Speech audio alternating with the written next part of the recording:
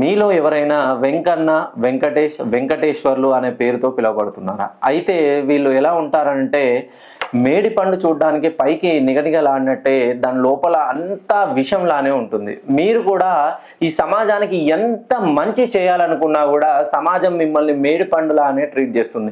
మీ సొంతంగా మీ జేబులోకి వెళ్ళి డబ్బులు ఖర్చు పెట్టి సమాజం కోసం, మీ ఉన్న వాళ్ళ కోసం ఏదో ఒక విధంగా ఉపయోగపడాలని ప్రతి విషయంలో అహర్నిశలు మీ బంధువుల కోసం కావచ్చు, మీ మిత్రుల కోసం కావచ్చు, మీ ఇంట్లో వాళ్ళ కోసం నా అనుకున్న వాళ్ళ చేతిలోనే మీరు అనూహ్యంగా మోసపోతారు. ప్రతి విషయంలోనూ మీకు అవమానాలు ఎదురవుతాయి. ఖచ్చితంగా మీరు ఏది చేయాలనుకున్నా సమాజంలో మంచి పేరు ప్రతిష్టలు ఉంటాయి, కానీ ఇంట్లో వాళ్ళే మిమ్మల్ని సరిగా పట్టించుకోరు.